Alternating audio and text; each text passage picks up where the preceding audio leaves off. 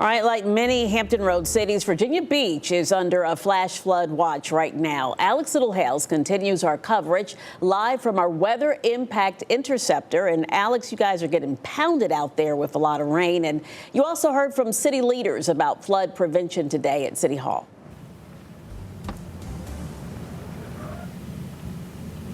Hey, yeah, we are. It is we are driving through a lot of standing water, to say the least, here in Windsor Woods. So to set the scene, just to do a little bit of kind of multitasking here. So this is the scene that you're going to see all throughout the Windsor Woods area of Virginia Beach.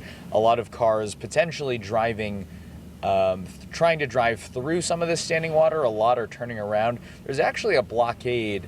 I don't know how much this camera can see, but there appears to be some police vehicles blocking off parts of the road here.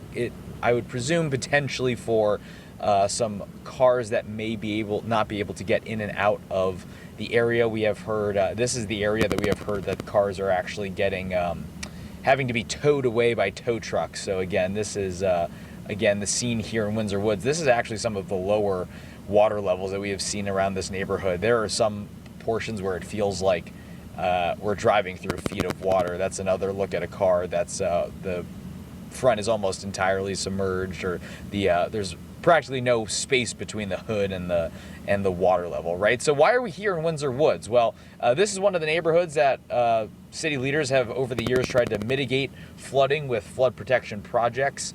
And coincidentally, today there was a meeting about some of those flood protection projects just about an hour ago in City Hall. And we learned that some of these projects will actually carry a higher price tag moving forward.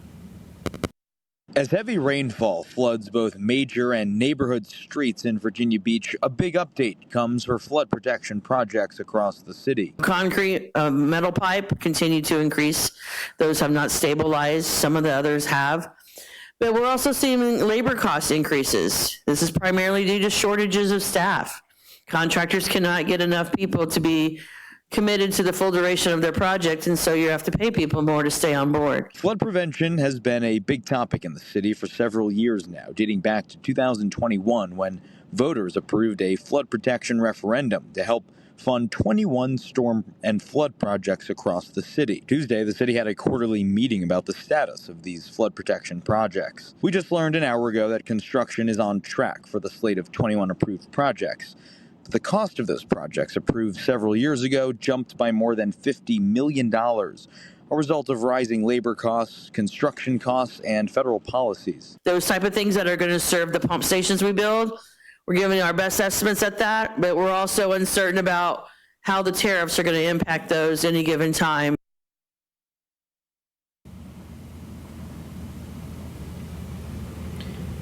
Okay, so back live here in the Windsor Woods neighborhood. So just giving you some more aerial views from the top of our, this is a car, and we just happened upon this a couple seconds ago.